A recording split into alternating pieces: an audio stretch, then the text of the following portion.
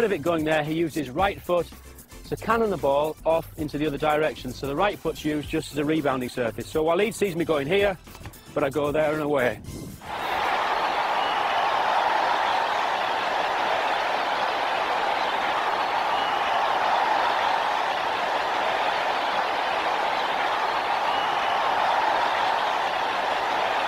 Okay, let's try 5 or 6 on our own. Nice and wide with our feet. Okay, well done and stop. Good. Juggling is one of the best practices that we can do to improve our first touch, and it's also one of the most enjoyable. We've come inside to the gymnasium to practice here, and many of the great Brazilian players learn their skills too in the gymnasium, so it's a great place to work. We have here the boys. Some of them, I think, have the best juggling skills that I've seen anywhere with young players. Bradley, do you want to show us something? Well done, Bradley. Kyle?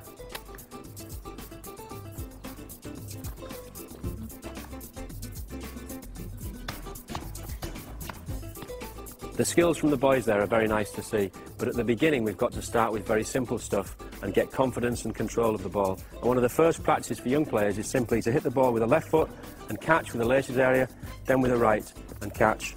Left foot and catch, right foot and catch. Maybe after a few weeks, instead of trying to be too ambitious and trying to do too many touches, we can build up to doing 1, 2 and catch. 1, 2 and catch. Then maybe 1, 2, 3 and catch. Then we can start to incorporate other parts of the foot and body. But we should try to use the hands to keep the ball up in the air, and this gives us more confidence. What we're going to do now with the boys is just work around the space, and we're going to alternate from right foot to left foot, right foot to left foot, right foot to left foot, right to left, right to left. Nice and steady, just using the laces area. Okay, off we go.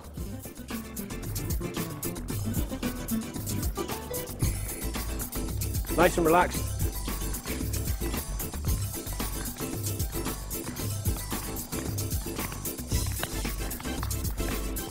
Okay, and stop, Mark. Okay, when we're juggling, it's important that we relax our body and don't get too tense and too tight.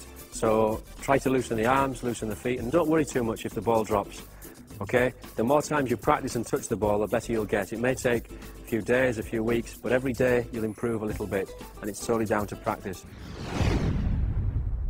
Most English players, when they control the ball on their feet, use the lace area of the foot. Players like Paul Merson are very, very good at that. So if a ball comes in, they'll control here. Brazilian players tend to have 3 main areas. They'll use the inside of the foot there, and the outside of the foot here, as well as the middle of the foot. And this has a great advantage to them, because if a player is coming in, a defensive player, if you come over to me, Mark, please. Mark's going to throw the ball into me.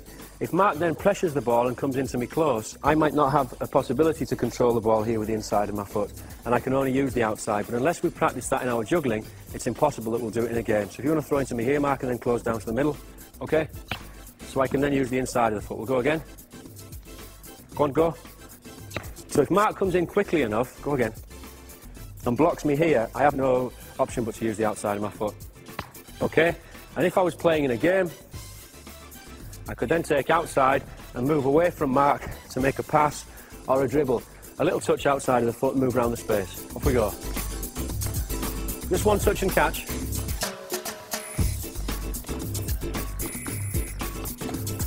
Okay, and stop. This touch, one of the rare times that I saw this from an England player, was in the World Cup of 1998 from Michael Owen, and it was this outside of the foot touch that he took from David Beckham's pass, played into his path, ran at the Argentinian defence and scored that wonderful goal.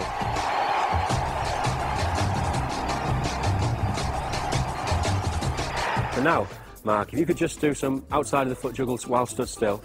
1, 2, 3, keep it going. 4, 5, 6, 7, 8, 9. Excellent. So Mark there has done 10 fairly comfortably while stood on the spot. So the next thing for Mark is then to try and do 10 whilst moving around the space, which is more difficult. So the next step is to do it as a jog, and then to quicken that up and do it fairly quickly moving around. And we'd incorporate the weaker foot as well, so we'd be asking him to go right foot to left foot. So Mark, can you do that and the rest of you just around the space? Off we go.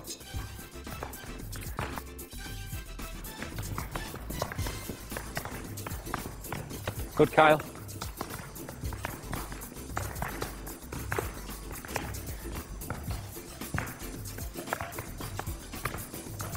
And once you feel confident, if you can then incorporate the left side and try and do as many touches on the right as you do on your left. Good, Bradley, excellent. Okay, and stop. We're now going to combine two controlling surfaces. We're going to go from the laces area here to the outside of the foot.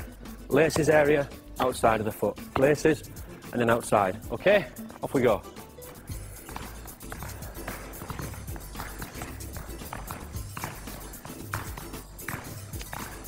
And stop. Okay. The next practice that we're going to look at is just coming up the body a bit. So we've covered the three main areas: inside of the foot, laces, and outside of the foot, and they're all important. We're now going to look at the knees. So we're going to walk around the space, two knees and catch. Two knees and catch. When the boys feel confident, they can go, take their hands out, and just juggle continually on the knees, okay, from left to right. Off we go. So two and catch, Mark. Two and catch, and when you're confident, off you go.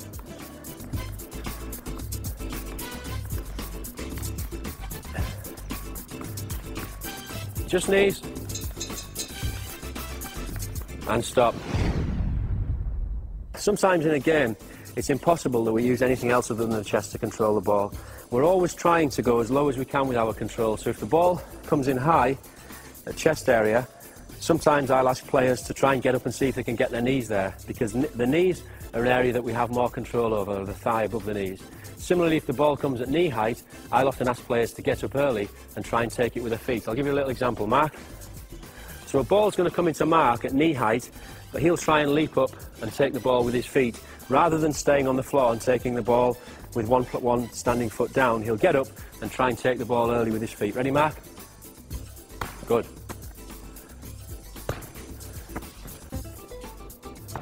So that ball's coming in at knee height, but he's jumping up to try and take the ball with his feet. Similarly, a ball at chest height, we can try up and get up and bring the ball down with our knees. The further we go down our body, the more control we have over the ball.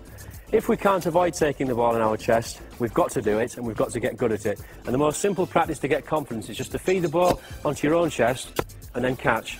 Now, as the ball comes into your chest, I recommend you take a little intake of breath, because the ball coming in fast, if we stick the chest out, the ball will bounce away. So just as the ball comes in, if I give it a little I'm making sure that I'm pulling my chest back, and it's good practice for in a game, and it helps me use the chest as a good controlling surface rather than a rebounding surface. So around the pitch, we're going to go. Okay, simple practice, but the first one we need to do to get good control of that area.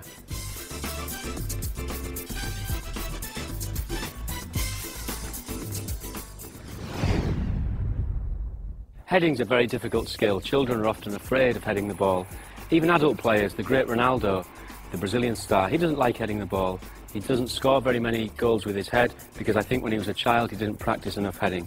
It's an easy skill to master, but one that needs confidence and a little bit of courage. For very young players who are not used to heading the ball and are a little bit afraid of it, I think the best way to start is just to look at the ball and bring the ball in gently to our forehead, keeping our eyes open. The middle of the forehead there is the surface that we would use to head the ball. If you shut your eyes when the ball's coming in, you've more chance of getting hurt. So just to get confidence, keep the eyes open and bring the ball into the head. The next level is just to throw the ball up to ourselves, a little connection with the forehead and catch. And we can do that moving around the space. Okay, boys? Off we go.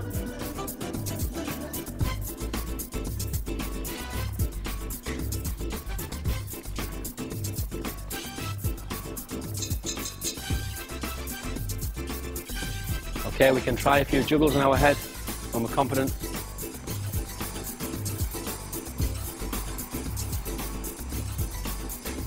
Okay, and then combine the heading. We can combine the heading with other body parts. So maybe we'll go back to the feet, the knees, and the head. Okay, off we go. Put a few together.